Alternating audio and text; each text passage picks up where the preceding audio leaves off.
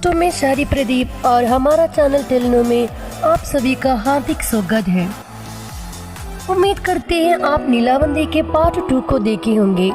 अगर आप नहीं देखे हैं तो ऊपर दिया गया आई बटन पर क्लिक करके देख सकते हैं। तो बिना देरी किए पार्ट 3 शुरू करते हैं। उस तांत्रिक ने मेरा हाथ पकड़कर उस जलती हुई चिता के पास लेकर गया। मैंने देखा वह चिता कम और हवन कुंड ज्यादा लग रहा था। उसके आसपास बहुत सी अजीबोगरीब चीजें रखी हुई थी। उसमें से कुछ तो भयानक भी थी, जैसे कि इंसान की खोपड़ी, खून से भरे प्याले, अलग अलग मिट्टी का बर्तन में कई पशुओं के अंग भर कर रखे हुए थे। मुझे समझ नहीं आ रहा था कि ये सब चल क्या रहा है। मैंने तांत्रिक से पूछने का सोचा, लेकिन तांत्रिक ने मेरी इच्छा भाप ली। उसने उंगली मुंह पर रखते हुए इशारे से चुप रहने के लिए कहा। मैं बहुत देर तक बैठा रहा, जब तक कि उस तांत्रिक ने सारी विधियां पूरी नहीं की।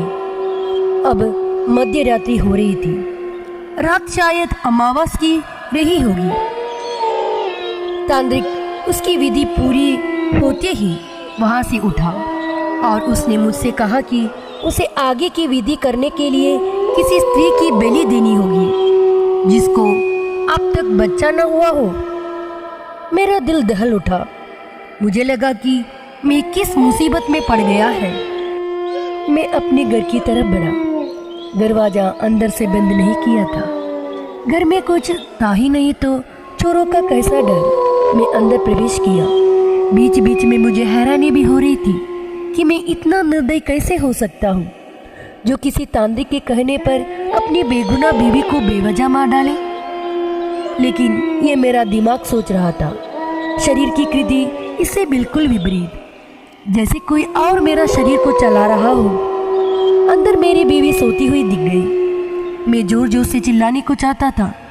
मैं चाहता था कि बीवी को चिल्लाकर उठा दूं और भाग जाने के लिए कहूं, लेकिन मैं कुछ नहीं कर पाया। मैंने धीरे से चूरा और खोपड़ी बगल में रख दी। अब मेरा हाथ बहुत सफाई से बीवी का गला घोट रहे थे। मेरी अभाग्य बीवी को आंखें खोलने तक का मौका नहीं मिला। वह छूटने के लिए बहुत चटपटाई, लेकिन सिर्फ कुछ पल के लिए, और सब कुछ शांत हो गया। मेरा मन बहुत व्याकुल हो गया, लेकिन मैं शरीर से निर्विकार था।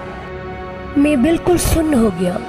ऐसा अघोर कृत्य मैंने कभी सपने में भी नहीं देखा था, जैसा मेरी नज़रों के सामने घट रहा था। तांत्रिक ने खून पीने के बाद उसी चूरे से मेरी बीवी की गले से नाभि तक एक चीर लगाया और उसमें हाथ डालकर दिल निकालकर उस अग्नि में डाल दिया।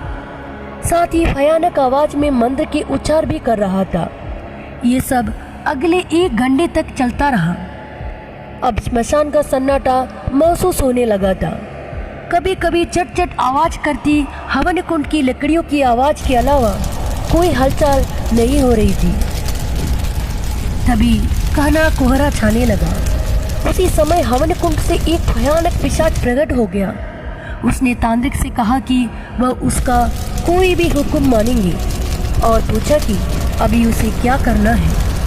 तांत्रिक ने कहा कि फिलहाल उसको कुछ नहीं करना है, लेकिन जब वह बुलाऊं तब उसे आना होगा। पिशाच ने ये बात मान ली और वह उसी तरफ उसी कोहरे में गायब हो गया। तांत्रिक ने मुझसे कहा कि हमें अब यहाँ से निकलना होगा, क्योंकि थोड़ी ही देर में सूरज निकल जाएगा और यदि किसी ने हमें यहाँ देख लिया तो बहुत हंगामा हो जाएगा। तांत्रिक ने सारा सामान समेट लिया और मुझसे कहा कि वहाँ मौजूद हर एक निशानी को मिटा दे। मैंने जल्दी उस जगह साफ किया। सब हो जाने के बाद तांत्रिक स्मशान के पीछे के रास्ते से निकलने लगा। उसने मुझे भी अपने साथ आने के लिए कहा। मैं अब पहले जैसे बन गया था और डर से कांपने लगा था। मुझे समझ में आ गया कि मेरा हाथ से कितना बड़ा गुनाह हुआ है।